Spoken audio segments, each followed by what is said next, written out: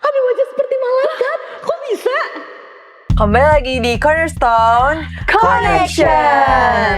Menurut kalian wajah malaikat tuh kayak gimana ya? Kayaknya cakep gak sih? Pasti Terus bercahaya juga gak sih? Hidungnya mancung. tinggi. Aduh, Pada saat di hadapan mahkamah, kok yang seharusnya Stefanus itu takut gitu ya, Iya. takut di hadapan hakim, tapi kok malah jadi beda suasananya gitu ya. Mungkin kelihatannya kayak contoh pendeta kulitnya kusam gitu ya, meskipun ngobrol sama orang gitu contohnya ya.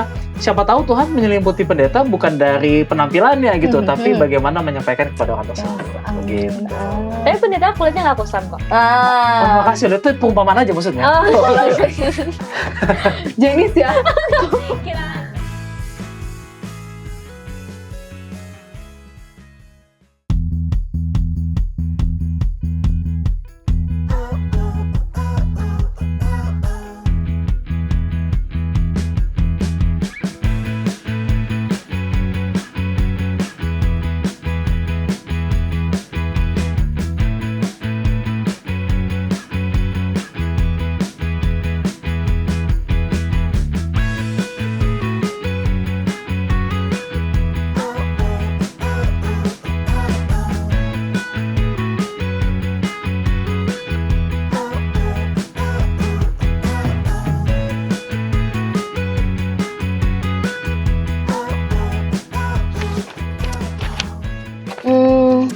Menurut kalian wajah malaikat tuh kayak gimana ya?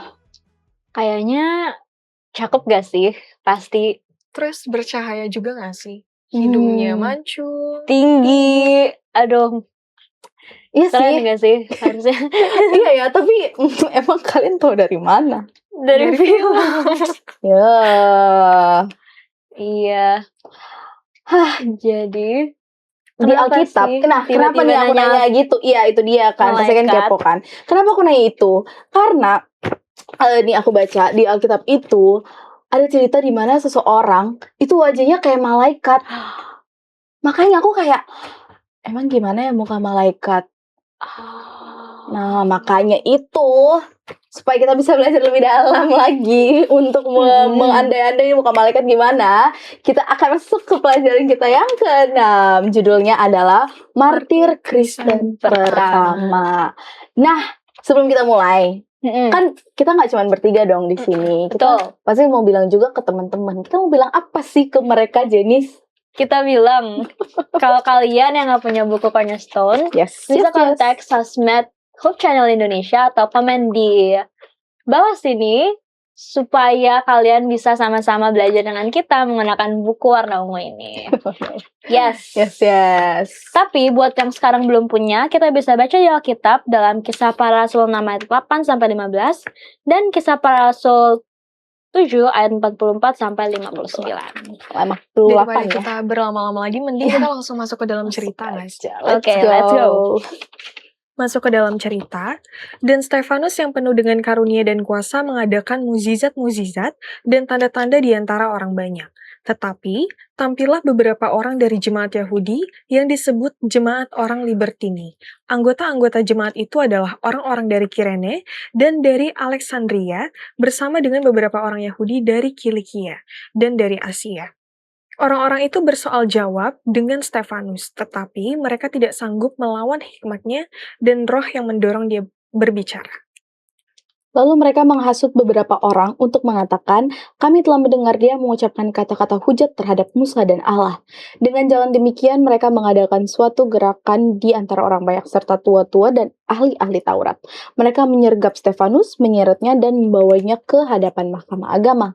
Lalu mereka memajukan saksi-saksi palsu yang berkata, orang ini terus-terus mengucapkan perkataan yang menghina tempat kudus ini dan hukum Taurat. Sebab kami telah mendengar dia mengatakan bahwa Yesus orang Nazaret itu akan merubuhkan tempat ini dan mengubah adat istiadat yang diwariskan oleh Musa kepada kita.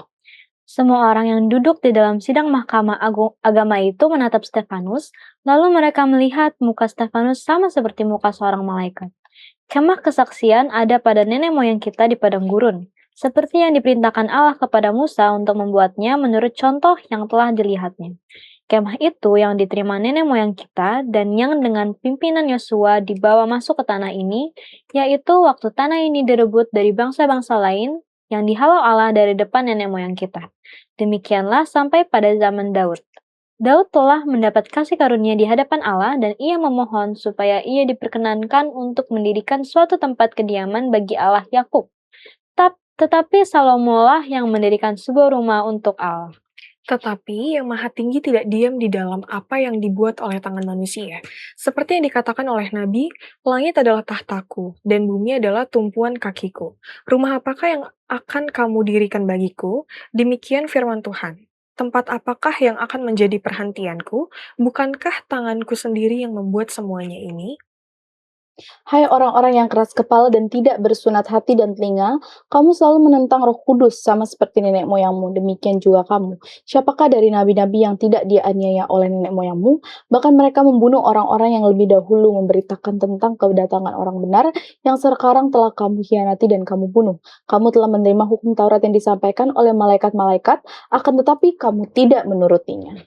Ketika anggota-anggota Mahkamah Agama itu mendengar semuanya itu, sangat tertusuk hati mereka. Maka mereka menyambutnya dengan gertakan gigi. Tetapi Stefanus yang penuh dengan Roh Kudus menatap ke langit, lalu melihat kemuliaan Allah dan Yesus berdiri di sebelah kanan Allah. Lalu katanya, "Sungguh aku melihat langit terbuka dan Anak Manusia berdiri di sebelah kanan Allah." Maka berteriak-teriaklah mereka dan sambil menutup telinga serentak menyerbu. Menyerbu dia. Mereka menyeret dia keluar kota lalu melemparinya. Dan saksi-saksi meletakkan jubah mereka di depan kaki seorang muda yang bernama Saulus. Wow, ini kisahnya menurut aku, inilah yang mempertanyakan aku kayak kira-kira gimana ya seorang malaikat itu. Karena imagine kita kayak dituduh mengkhianati, tapi tiba-tiba waktu di mahkamah, kamu kayak berdiri, tapi kamu nggak takut gitu. Jadi kayak Terus mukanya bersinar-sinar. Iya, jadi kayak bayangin orang-orang lihat kayak mereka pasti jadi takut. Apalagi kalau misalnya kita baca ya, setelah orang bilang kan Stefanus sama seperti seorang malaikat. Lalu kata-kata berikutnya kan itu Stefanus yang bilang, dan itu kata-katanya sangat, menurut aku sangat kuat dan sangat menusuk. Kayak pasti dia jadi pusat perhatian di persidangan itu. Iya lagi. Kira-kira apa nih yang kayak menurut kalian, wow, di cerita ini? Yang wow menurut aku karena pada saat itu Stefanus benar-benar penuh banget sama Roh Kudus. Bahkan betul. ketika di mahkamah itu dia kayak melihat ke langit. Iya, dia melihat ke langit dan berucap. Jadi kayak bukan Stefanus gitu, kayak seperti Tuhan berbicara lewat dia. Bahkan dia juga melihat Yesus di langit itu. Iya. Menarik banget sih ini. Yes, pelajaran hari ini. Iya. Nah, tapi kan pastinya kita nggak mau lanjut kayak buru-buru langsung gitu kan. Kita pengen tahu lebih dalam. Iya, kita pengen tahu sesuatu yang unik gitu juga dari cerita ini. Apa tuh, Garana? Pada saat ini kita akan menyaksikan Profesor Corner dalam segmen Apakah Kamu Tahu? Apakah kamu tahu, melempari dengan batu adalah hukuman yang diberikan untuk berbagai kesalahan dalam sistem hukum resmi Yahudi. Nah, sebagai contohnya, dalam hukum yang Tuhan berikan kepada Musa bagi Israel, itu ada salah satu menyebut bahwa seseorang bisa dilempari dengan batu bila menuntun anggota keluarga atau sanak keluarga atau bahkan teman-temannya menyembah dewa-dewa asing. Itu di Ulangan 13 ayat 6 sampai 8. Dan coba lihat ini deh teman-teman. Anggota keluarga dari yang melakukan kesalahan, merekalah yang pertama-tama melempari batu kepada yang bersalah itu. Nah, lalu setelah itu dilanjutkan oleh masyarakat-masyarakat lainnya. Bukanlah ironis ya? Kalau kita tahu si Stefanus dilempari dengan batu karena alasan yang sebaliknya. Menolak ibadah yang salah dan mengumandangkan bahwa Yesus adalah Mesias dan layak untuk disembah. Mari kita belajar dari keberanian Stefanus. Berjalan dalam kebenaran meski resiko yang dihadapi besar.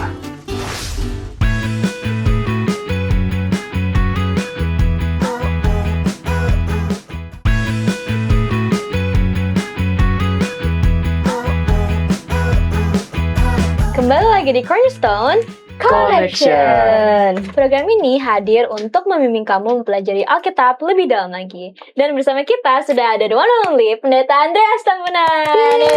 Shalom. Shalom Pak Pendeta. Apa kabar Pak Pendeta? Baik, kabar kalian ini udah lama nggak ketemu kita. Udah lama ya Pak Pendeta, Udah ya lama, ampun. betul Kita udah sekali. kangen banget mau belajar bareng sama Pak Pendeta. Dan Sekarang sekarang kita datang. kita tadi sudah masuk ke dalam cerita di pelajaran Yes. ke-6 dengan judul Martir Kristen Pertama. Yes. Dan untuk ayat intinya terdapat di Kisah Para Rasul 6 ayat 8-10. Dan Stefanus yang penuh dengan karunia dan kuasa mengadakan mukjizat-mukjizat dan tanda-tanda di antara orang banyak. Tetapi tampillah beberapa orang dari jemaat Yahudi yang disebut jemaat orang Libertini. Orang-orang itu bersoal jawab dengan Stefanus, tetapi mereka tidak sanggup melawan hikmatnya, dan roh yang mendorong dia berbicara. Dilihat-lihat nih, muka Maureen kayak penuh tanda tanya gitu loh. Tiba-tiba ada tanda tanya di mukanya. Iya Pak Pendeta, aku sebenarnya tanya apa dari sih? awal kita belajar aku udah yang kayak, aku kan nanya ke kalian juga kan. Iya. Pak Pendeta, kenapa sih waktu Stefanus ada di mahkamah itu dibilang kalau mukanya seperti malaikat? Itu tuh. Apakah karena hidungnya mancung kah? Apakah karena dia Apa karena dia tinggi? tinggi? Apa karena dia cakep? Iya. Gimana Pak Pendeta? Enggak ya. Oke, baik. Kita jawab pertanyaan pertama ya. Kenapa sih Stefanus ini dilihat wajahnya tuh cerah gitu ya? Apakah dia rajin cuci muka? Nggak tahu juga kan. Facial wash. Tapi Skincare. ya, tapi pada dasarnya adalah Stefanus ini kan adalah salah satu dari ketujuh diaken ya yang Iya, terpilih. tujuh dia kan Pak. Dan diaken pun juga itu adalah orang yang benar-benar punya karunia roh juga di dalamnya. Maka Stefanus ini dia orang Yahudi ya, dan orang Yahudi itu kan bahasanya, dan tahu bahasa apa? Yahudi. Bener. Bahasa Ibrani. Oh, Ibrani. Ya, bahasa Hebrew ya, Ibrani. Oh iya. Tapi karunia daripada Stefanus sendiri adalah bisa bahasa Yunani. Ya, makanya dia pun juga punya satu misi untuk bicara kepada orang-orang yang bisa mengerti daripada bahasa Yunani tersebut. Oleh karena itu, masuklah ke dalam cerita ini ya, tadi sudah kalian bacakan. Bahkan kalau kita sudah melihat bahwa pada saat di hadapan mahkamah, kok yang seharusnya Stefanus itu takut gitu ya, Iya. takut di hadapan hakim, tapi kok malah jadi beda suasananya gitu ya. Nah, inilah pelajaran kita mengatakan bahwa di dalam pembicaraannya dia itu ada kuasa Roh Kudus yang menyelimuti dia. Ya. Maka di dalam kuasa itulah yang membuat orang-orang, bahkan mahkamah pun sendiri akhirnya jadi gentar gitu, kayak aduh, jadi takut gitu, kayak ini bener gak sih apa yang kita buat? Iya. Karena pada dasarnya adalah orang-orang dibayar supaya menjatuhkan Stefanus. Ternyata di lingkungan kita ada juga orang yang gak suka sama kita gitu ya. Betul. Bahkan bisa aja kayak di teks ke temannya kan, Besti besok nggak usah lah temenin gitu contohnya. Karena contoh kita mau kasih tahu kebenaran gitu ya. Nih nggak boleh gini loh, nggak bagus gitu contohnya. Nah tapi ya begitulah kondisinya, bahwa ternyata orang yang sudah ditunjuk oleh Tuhan saja pun juga bisa mengalami hal yang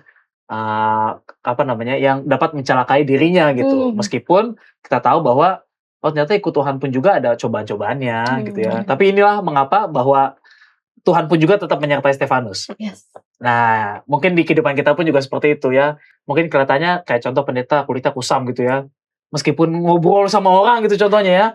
Siapa tahu Tuhan menyelimuti pendeta bukan dari penampilannya gitu, tapi bagaimana menyampaikan kepada orang tersebut. Gitu. Tapi pendeta kulitnya nggak kusam kok. Oh, makasih loh, itu perumpamaan aja maksudnya. Jenis ya. Kirain. Oh iya. Jadi karena diselimuti karunia Tuhan. Ya, kuasa Roh Kudus. Kuasa Roh Kudus. Jadi dia terlihat seperti seorang malaikat. Jadi keseharian kita itu kita harus selalu diselimuti dengan kasih Tuhan supaya muka kita cerah. Seperti itu. Jadi kalau mau itu nggak usah skincare ya. Yang penting kita diselimuti dengan kasih Tuhan. Amin. Amin. Oke. Ya.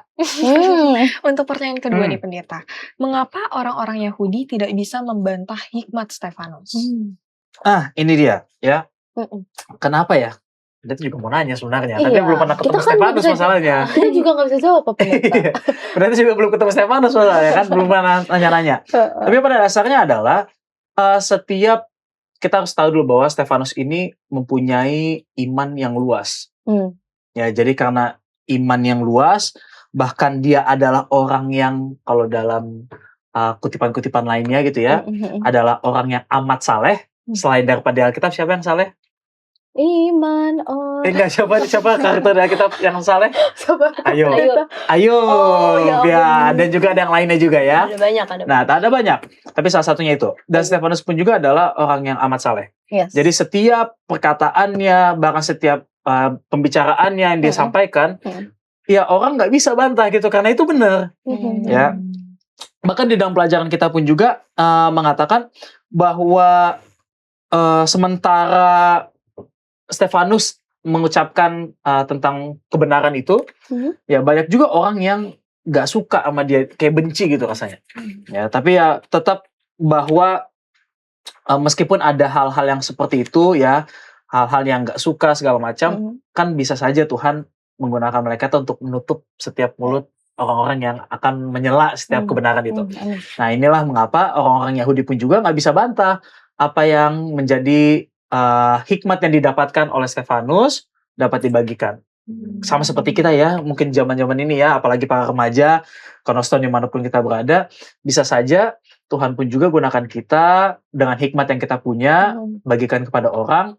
Tapi ya mungkin gak cocok nih sama kita kan. Kadang-kadang kan remaja kan cocok-cocokan ya. Kalau yang cocok ya udah, kalau enggak dibantah gitu. Padahal nggak semuanya itu dapat dibantah. Karena apa? Apapun yang berdasarkan firman Tuhan, maka itu adalah yang paling benar. Amin. Gitu. Jadi kalau udah di firman Tuhan ya udah nggak bisa nolak. Benar, jangan dibantah-bantah. Jangan dibantah-bantah. Betul. Nah, jadi kamu nggak mungkin dong nggak ada pertanyaan. Pasti dong ada. Kan di cerita Stefanus mungkin di sini nggak di-mention ya, tapi kita tahu kalau pada akhirnya dia tuh dilempari batu Yes. sampai meninggal walaupun dia Tidak merasakan. tidak merasakan sakit sakit. karena di-protect, Ya dilindungi malaikat. malaikat. Yes. Ya. Kira-kira apa kesamaan kisah Stefanus dilempari batu dengan penyaliban Yesus? Sama-sama Pendeta? sakit. Tapi kan Stefanus Oh, Stefanus kan sama saya sakit ya. Oh ya maaf Pak Pendeta, saya menjawab duluan. Nggak apa-apa, itu pendapat kita kan gitu ya. Ya, tapi kalau mau kita lihat apa sih persamaan gitu ya, persamaan daripada cerita ini. Kalau kita lihat cerita Stefanus sama-sama memberikan pekabaran itu. Yesus pun juga menyampaikan pekabaran itu. Ya, tapi di dalam setiap pekabaran ya, di dalamnya meskipun berbeda cerita, kalau Yesus tuh kayaknya lebih sadis gitu ya, sedangkan Stefanus mungkin meninggalnya dengan cara disiksa gitu ya, disiksa kan, lempar batu kan disiksa berarti kan. Iya, betul. Gak enak juga gitu ya. Tapi tetap kesamaannya adalah sama-sama meninggal di dalam penyampaian akan firman Tuhan. Ya, jadi mati di dalam kebenaran. Ya, karena bagaimanapun kalau misalnya kita mati, ya kita meninggal gitu ya, meninggal tapi tidak dalam kebenaran, kayaknya sia-sia hidup ya. Iya, Kayak sia-sia betul. banget hidup itu. Ya, jadi kalau kita lihat pelajaran kita di pelajaran yang ke-6, pelajaran yang ke-6 ini, maka Stefanus pun juga dalam kehidupannya sebelum dia meninggal, sebelum dia dilempari batu pun juga, dia tetap kasih tahu tentang kebenaran itu. Jadi kayak contohnya ada murid Yesus pun juga yang disalib ya, lalu mau dibakar, tiba-tiba dia masih ngomong juga. Nah, begitu juga dengan Stefanus. Stefanus pun juga waktu dia mau dilempari batu, dia tetap kasih tahu tentang firman Tuhan itu. Ya, meskipun rasanya kayak ini udah mau mati nih gitu ya, kenapa harus ngomong sih gitu. Biasanya orang udah mau mati, biasanya dia merenung gitu. Tapi Stefanus tidak melakukan hal yang demikian. Tapi inilah justru menjadi contoh bagi kita, meskipun dalam keadaan sulit, ya meskipun dalam keadaan terpojok, ya tetap firman Tuhan tetap harus kita kasih tahu gitu. Betul. Jadi tidak ada penghalang dalam mengabarkan firman Tuhan. Amin. Berarti pertanyaan untuk diri kita sendiri sekarang, apakah kita akan mati dalam kebenaran? Nah, itu yang harus Refleksi kita kita jawab. ya. Betul Refleksi sekali. dalam diri sendiri. Oke, terima kasih banyak Pak Terima kasih, Pendeta Pendeta. udah menjawab pertanyaan kita. Sama-sama. Tapi pastinya kita juga mau tanya teman-teman kita yang sering menonton Cornerstone dalam segmen Apakah Pendapatmu?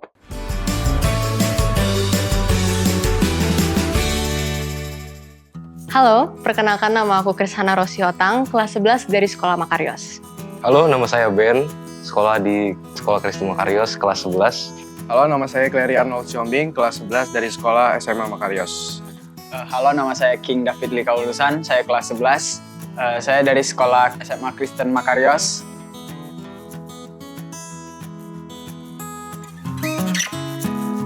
Apakah kamu pernah difitnah? Ya, saya pernah difitnah. Bagaimana perasaanmu? Saya merasakan kecewa. Dan apa yang kamu lakukan saat difitnah? Ya, saya akan melakukan seperti saya akan diam dan biarkan orang itu tetap memfitnah agar ya tidak membalas, ya gitu seperti itu. Ya, saya pernah difitnah dan perasaan saya itu cukup kecewa dan kesal dan sedih juga. Dan yang saya lakukan, saya tetap sabar dan kalau bisa menasihati dan nggak marah kepada orang itu dan tidak memfitnah balik. Apakah kamu pernah difitnah? Nah, bagaimana perasaanmu? Jujur sakit. Dan apa yang kamu lakukan saat difitnah orang? Yang aku lakukan adalah berkata sejujurnya. Kalau orang lain itu tidak percaya, kita serahkan kepada Tuhan. Apakah kamu pernah difitnah? Jujur secara pribadi emang aku belum pernah difitnah, tapi mungkin aku mau kasih saran nih bagi teman-teman yang pernah difitnah. Menurut aku lebih baik untuk diam aja, jadi nggak usah kayak berkoar-koar, kayak mencari kayak validasi, kayak aku tuh sebenarnya nggak kayak gitu, gak kayak gini. Jadi menurut aku mendingan kita diam aja, kecuali ya kalau misalnya ada yang tanya, ya baru kita kasih tahu sejujurnya apa yang terjadi.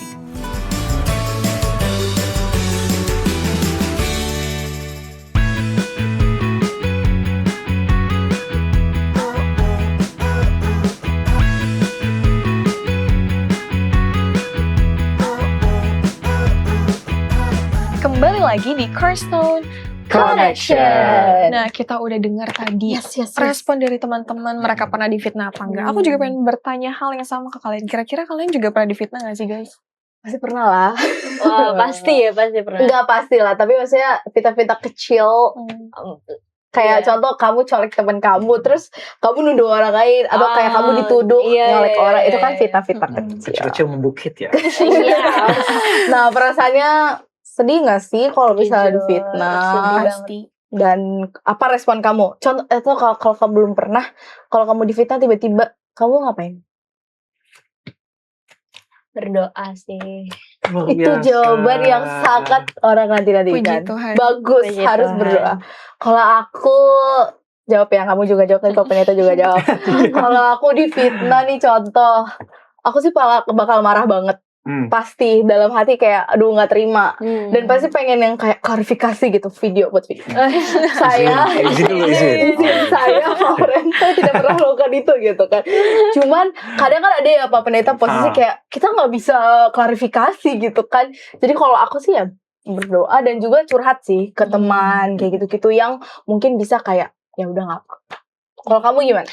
Kalau aku pasti bakal sedih banget, cuman aku nggak mau yang marah-marah, jadi paling curhat aja sih ke teman. Curhat terus.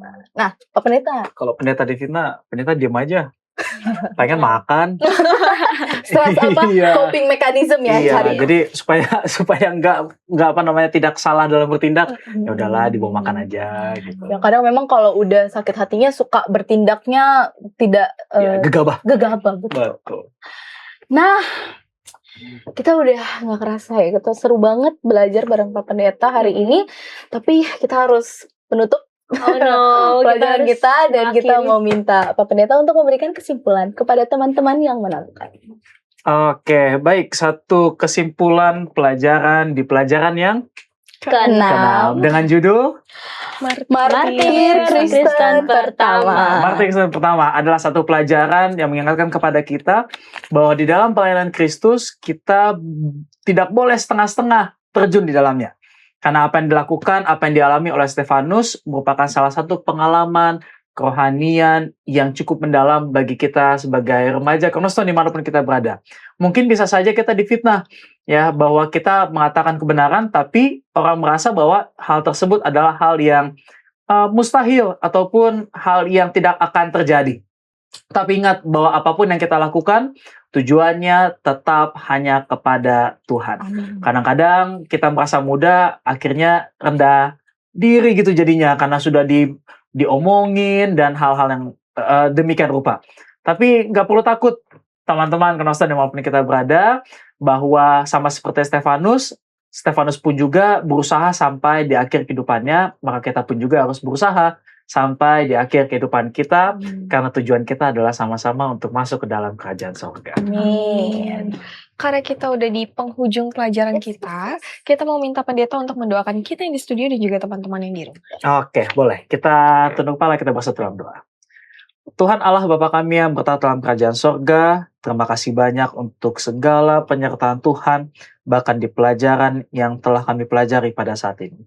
Mungkin pada saat ini Bapa kami masih merasakan keraguan dalam menyampaikan akan pekabaran Tuhan, dan ajarilah kami Bapa untuk tetap setia dimanapun kami berada, di dalam lingkungan kami, pertemanan, persahabatan, dan juga di lingkungan sekolah kami, serta di keluarga kami. Ajarlah kami Bapa, sebagaimana Engkau telah menuntun Stefanus, begitu juga dengan kehidupan kami, ajarlah kami untuk dapat memiliki kerendahan hati, bahkan kuat di dalam pekerjaan Tuhan. Inilah doa kami Bapa, karena kami alaskan doa ini dalam nama Tuhan Yesus kami berdoa. Amin. Terima kasih Pak Pendeta sudah menjawab pertanyaan kami. Terima kasih teman-teman semua yang sudah bertanya. Semoga kiranya pelajaran ke-6 ini bisa mengajarkan kita untuk selalu memberitakan firman Tuhan dalam situasi apapun. Dan semoga kita semua bisa terberkati oleh pelajaran ini. Sampai ketemu teman-teman yang selalu setia mencari dan belajar firman Tuhan melalui Cornerstone Connection.